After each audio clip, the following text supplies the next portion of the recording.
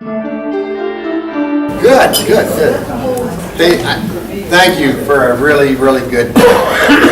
This meeting every year gives myself for sure energy to go on and put in another year of this work. Brother Dave, you've been brilliant today. Thank you for your messages. Tonight, we talked about who could present perhaps at dinner tonight, and it was just bugging me. We never really thought of anybody, but it was bugging me because Fred Stokes has some things to say, and there's nobody that works harder on these issues than Fred. And I just thought after 15 years of being in these trenches, we really need to hear from him and kind of get a recap of what's happened over those years. And I'm not sure exactly what you're going to hear from Fred, but I know I'm darn sure what he has to say. So thank you, Fred, for being here. Well, to tell the truth, he tried to get a real speaker, and it didn't work out. So he kind of drafted me, and I'm not going to give a speech. I have a few disjointed thoughts that I'd like to pass on, and I thought I'd talk a little bit about the history of my involvement, how I got caught up in this Save the World campaign, and a little bit about how OCM got started.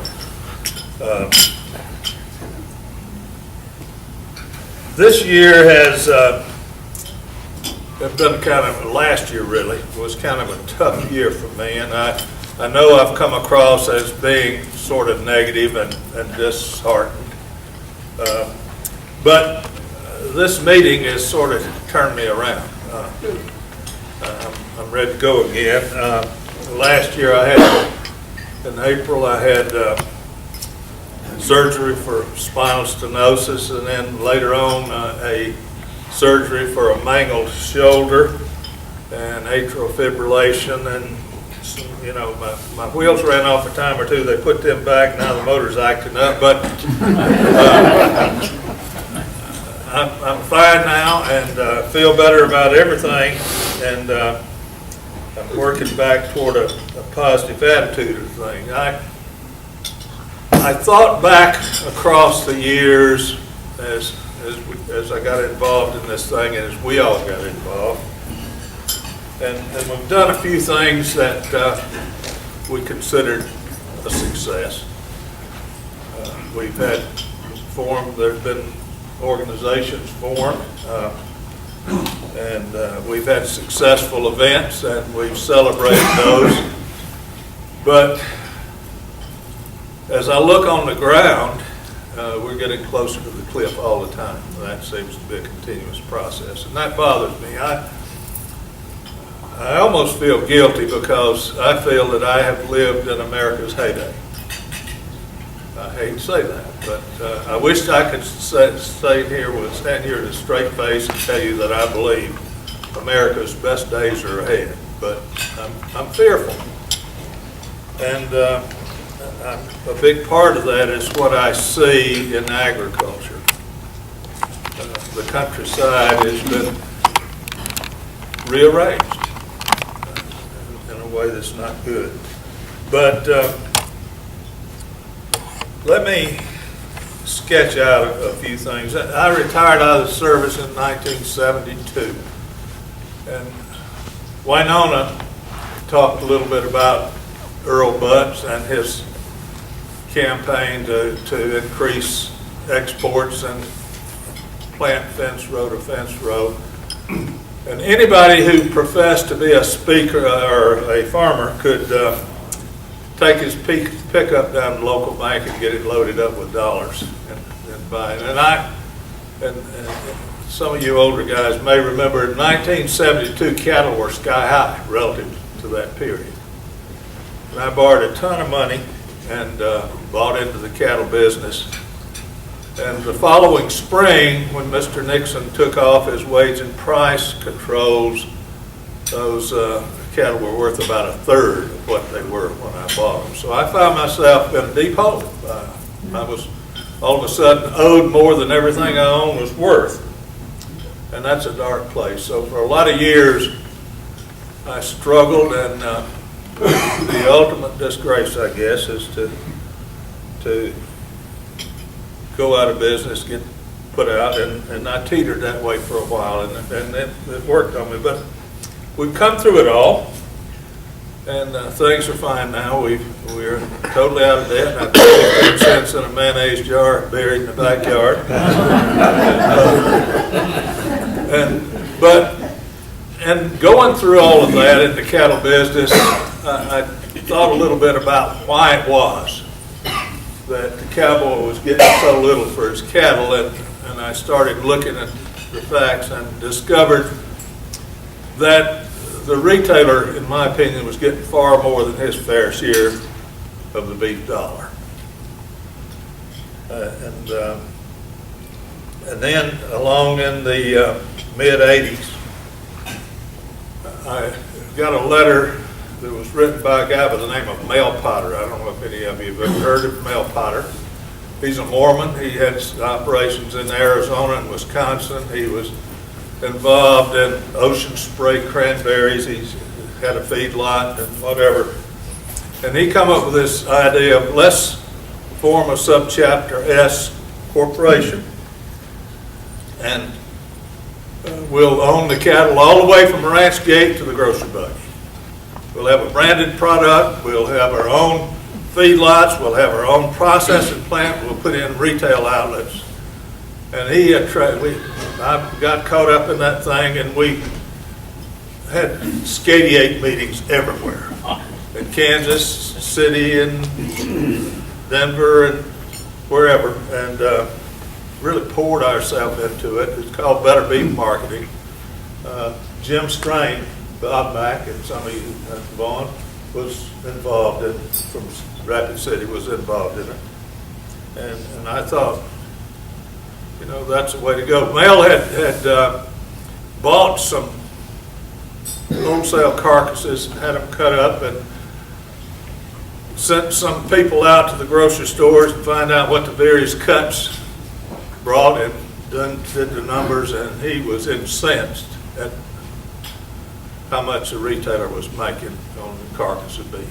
And so he talked to all the big hitters. I've got a list at home of people who contributed. There were hundreds, and I'm talking about the big boys. Bob Jostrin with Aztec Feeders, Lad Hitch, and all those guys. And then in '87, the market came back, and they said, well, we're home free now. We don't have to do this. So it scrapped it. And but it wasn't long till we were back in the same mess. And I started looking around, and somebody gave me well, first of all, I read a piece by a Dr.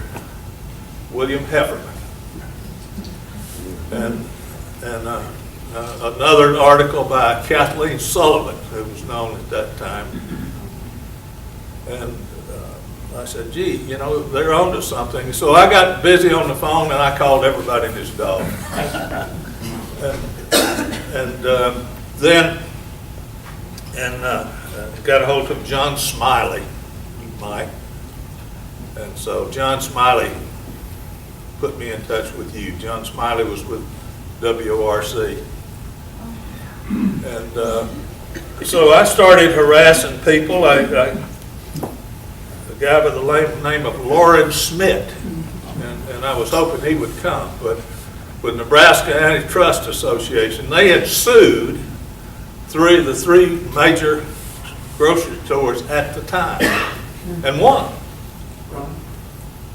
A&P, Kroger, do you remember, John, what the other one was? Safeway. Who? Safeway. Yeah. They sued the three and won, and got some money, and they still got some of that money. And Loren Smith has been very nice to accept us along the way. But anyway, I called all these guys and I said, what do you think about us huddling somewhere and talk about what we might do? So in July of 1997, we had a meeting hosted by Mississippi Farm Bureau and Mississippi Cattlemen's Association in Jackson, Mississippi. Jim Newsom was a good, close friend of mine at the time, and he was the executive of the Cattlemen's Association, later a member of the CFTC, and then chairman of the CFTC, and then president of the New York Merc, and then they sold that, and he, $17 million, whatever. And he got caught up with the boys on the other side of the argument. But at one time, he understood what the real deal was. But at that meeting was about 50 people. And there's a risk in naming people. Certainly Mike was there. Bill Heffernan was there. Leo McDonald, Kathleen Kelly, then. Derry Brownfield, Lauren Smith, Al Krebs, Clark Willingham, who was the president of NCA, National Cattlemen's Association at the time, was there to spy on us to make sure we didn't do anything. So we, 2 or 3 days we met there and came away resolved to form a new organization to deal with what we saw as unfairness in marketing. And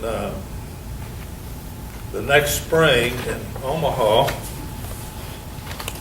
we had a follow-on meeting, and that's when Brother Dave and Cap Dirks and another, again, 50 or so people joined us. A guy by the name of Clay Dalton from California came and was our first president. And we decided to proceed, and a guy by the name of Marty Strange, some of you people in Nebraska might remember Marty, was a facilitator for the meeting, and we decided it would be the Organization for Competitive Markets, and our mission would be to try to advocate for competition and fair play in the marketplace. And at first it was for cattle, and later on, a guy by the name of Max Waldo, John, said, and then the Dietrichs and others said, gee, you know, we're farmers too. Can you broaden it? And so we did. And but in any event, that's sort of how it happened. And, in the meantime, I had been told about a guy by the name of John Hellman, who was an ag economist, I think, working for Iowa State, who was in the Ukraine, teaching those people how to have competition in the marketplace. And we were replicating the collective farm back here in the United States. And got to know John real well, and he came on board and put us in touch with Michael Stumo, who was this energetic, bright young attorney that was full of vim and vigor. And so in the October of 1998, right here in Kansas City at the Embassy Suites, we founded OCM.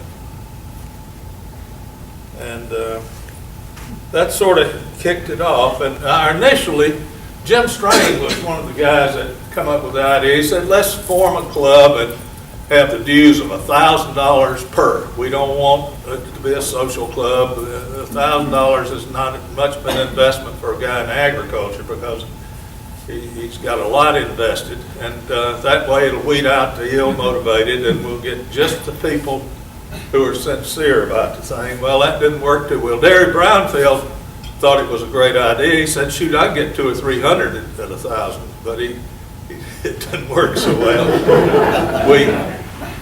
We ultimately dropped the dues down to $200, and that we've come along, and we've been small ever since, and but committed people. And my role in this thing was to call and harass folks, and that's what I did. And for some reason, you know, over these 15 years, I've made a lot of cold calls. Somebody would tell me about someone, and I say, if you got his number, and they'd give it to me, and I'd call him.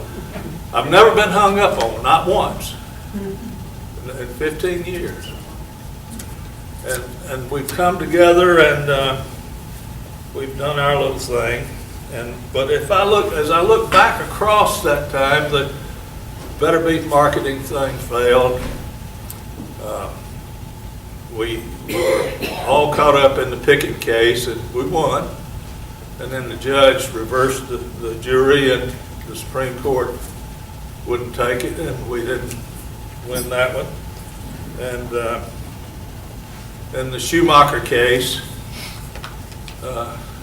was a bad outcome. In fact, they were going to take Herman Schumacher's house for court cost. So time after time, we had a Packer band that we thought, and then at conference committee hearing between the House and the Senate at midnight, they took it away, and we had a mandatory price reporting, and they watered it down. And so especially within the mood of recovering from surgery and so forth, it was pretty depressing. As some of you may know, in my emails in the past, I've typically put "keep the faith," but I hadn't done that much lately, and I found myself struggling to do that. But now that we're embarked on some new stuff, I'm excited. We've tried the courts in the past. We've tried legislation, and I'm a hardened cynic after making some trips to Capitol Hill, and it's hard to escape the notion that those people are all bought, with few exceptions. But I think our best hope is litigation in the courts, and pray for an honest judge. When MCBA was found to have been pilfering or misappropriating, whatever term you want to use, stealing the checkoff money in 2010 by an internal review, Clifton Gunderson, the accounting firm, determined that they were. Sampled 1% of the transactions for 2 years and 5 months, and it was over 200,000. Later, they expanded that to over 300,000, which is pretty good. That's 9 days. That's getting with it pretty good. We formed, and several of you here were involved, the OCM Beef Checkoff Reform Task Force. And we passed that, collected some money, hired an attorney, and we were going to bring a lawsuit. And after a while, the attorney, who's a good guy, Dale Zackerson, his firm in D.C., said, "You guys really don't want to go down that road. It's going to be terribly expensive. The better route is to try to get an IG audit." Phyllis Fong is a straight shooter, got a wonderful reputation. And Dudley, a friend of mine, I've known for many years. In fact, Dudley was at that meeting in 1997 in Jackson, at one of the 50. Sorry about that, Dudley. I knew I'd screw up, but don't be insulted. I'm in the latter stages of Alzheimer's. So. But he put me in touch with an individual. I won't read out the whole deal, but the result of a private meeting, the request was made for an IG audit, which was approved in February of 2011. And our committee, Dave, Vaughn, Bob, several of us met with the IG audit team. And a guy by the name of Don Feil, P-F-E-I-L, was the team leader. I talked to him frequently over the course of almost a year that they were doing the audit. And we provided an awful lot of material, and we told him where a lot of the bodies were, and he said, "Yep, we found them."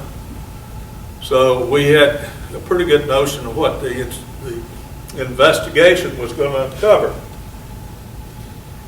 In December of 2011, I talked to him, and he said, "Well, we've finished our investigation. It's in the hands of the report writers. I think the report will be out in March." 2012. And I said, Don, am I going to be happy? And he said, I don't think anybody's going to be happy. So, anyway, there was all kind of rumors about what the report was going to say, Weldon win, and all those. I kept hearing various stories there. It's going to be terrible. It's whatever. All kind of rumors about the results of the thing. Finally, in April of this year, 16 months after the conclusion of the investigating portion of the audit, they wrote a 17-page report and effectively exonerated NCBA. In the meantime, you recall that last year at this meeting, we had talked to Dan Owen, who we'd befriended over the years with Polson-Ellie Law Firm. And a couple of weeks before our meeting a year ago, August, I said, Dan, is there any possibility that your firm might take this thing on pro bono? And he said, let me check. And then he got back and said, yeah, I think we might. And I said, what about the possibility of filing and timing the filing with our annual meeting? Yep, I think we do that. And we announced the filing of a suit at our meeting right here last year. Right away, the wrath of God and the big ag community rained down on Polson-Ellie, and Dan Owen was saying, they're going to fire me, I've got to withdraw, and Mike was the plaintiff in the thing, and Mike would not agree to voluntarily let him withdraw, and so we talked to Ralph Nader, who put us in touch with a legal ethicist out in California, who said, looked at it, and he said they have no valid basis for withdrawing, wrote a letter to the judge to that effect, but the judge granted their request for withdrawal. So they were off the hook. In the meantime, we had some people, Mike knew some, and a firm in Colorado, and various other, we had a guy by the name of Jamie Gamble, who was a prominent New York Wall Street attorney who was well connected. All of these thought their various big firms might take them on. At the end of the day, it was very, very obvious that no big law firm, I don't care how big, was going to foreclose the possibility of doing business with that whole big agricultural complex. But the Humane Society of the United States had stepped forward and said, we'll do it. And Wayne Priscelli made a personal pledge to me that he would see that the case went forward. And we had gone through this drill of taking flack. In the past, we accepted some money from DuPont back when we were after Monsanto. So we knew the game. And our position, we wrote, if you go to our website and look, it's very clear. If they're not on the bad boy list of the State Department, we will take their monies provided no strings attached and that sort of thing, and they don't expect anything back. And the same goes for help. And so we knew what the drill was to be. Immediately we took all kind of flack. I got irate phone calls from a lot of friends and said, what in the world are you doing in bed with the Humane Society? And I explained that my ability to go to bed with anybody was limited these days. And so, but that,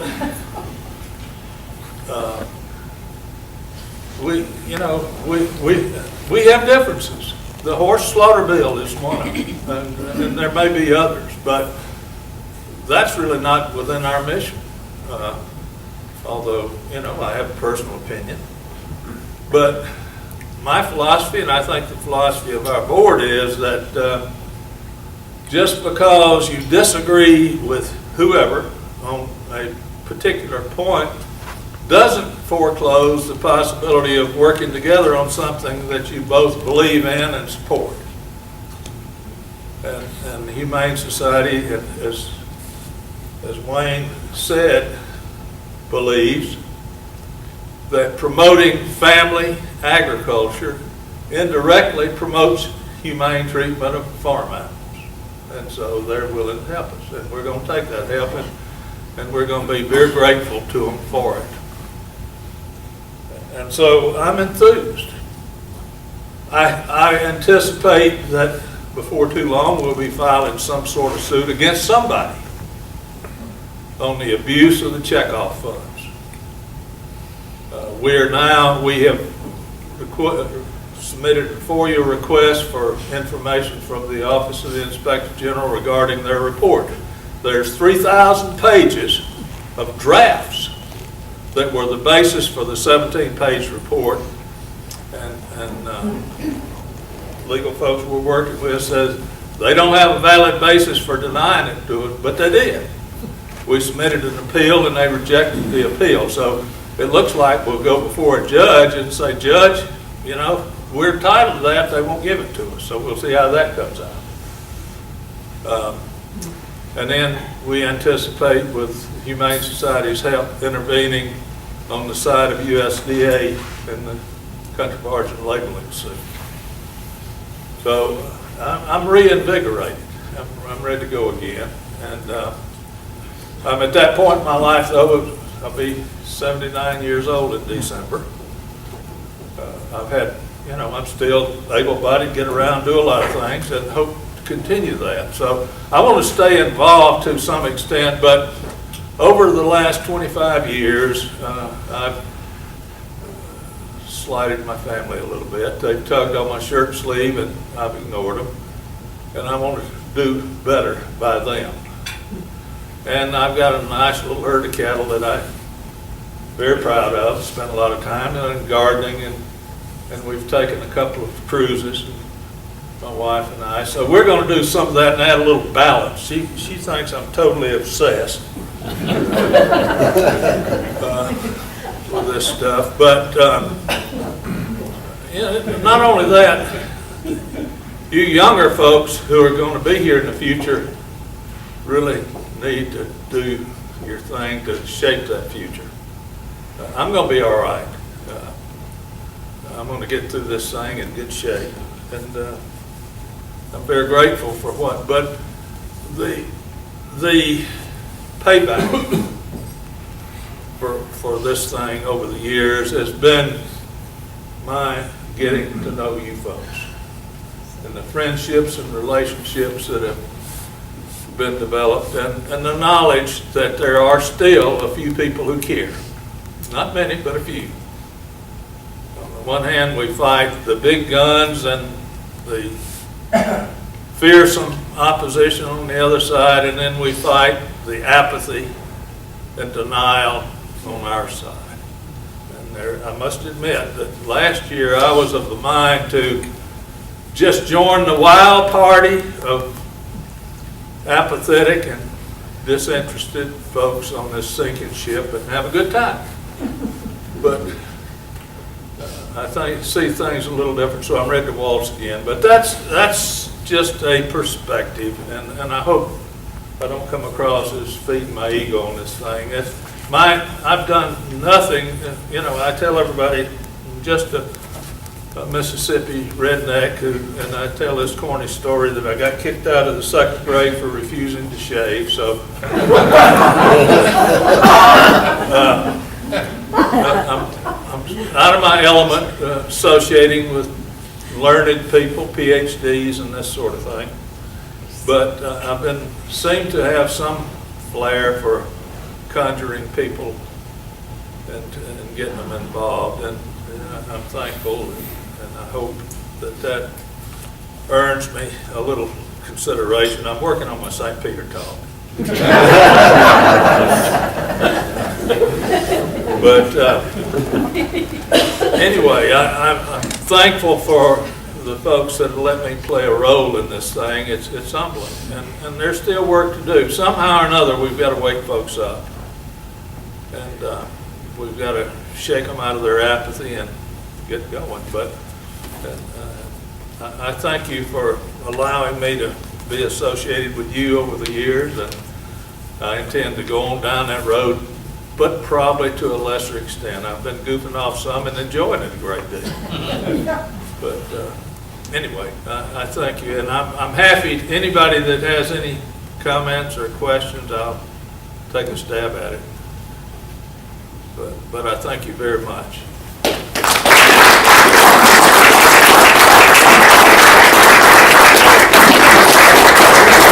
Idea that I have. And I got to tell you, I know what a baseball game sounds like on the phone. Fred, you don't ever stop. You don't ever stop. Yeah. Thanks so much. Fred. Thank you, everybody. I wanted to, I saw something on a Bill Moyer program here a while back that I thought was kind of worth talking about. What's Sandra's name? The lady, the fracking lady that went to prison, went to jail for. Steingraber. Yeah, Sandra. Wow, is she cool? Yeah. So Bill Moyer is interviewing her like the night before she goes to jail for blocking access to a fracking site. And she has got into this environmental trespass business and is really standing up for to try to stop a lot of this encroachment of environmental degradation and pollution and so forth. And she is a cancer she's recovering from cancer herself. She comes from a community where a lot of people have cancer, from the water, the air, the pollution, or whatever. And so she's telling the story about she's headed to jail. Bill Moyer's interviewing her, and it's like when Fred talks to people and the light goes on. They say, well, what can I do? What can I do? And we hear that a lot from folks. And so Bill Moyer said, Sandra, what can people do now that they have this information? They feel compelled. And she said, you know, the end of the world symphony is beginning to play. What instrument do you hold?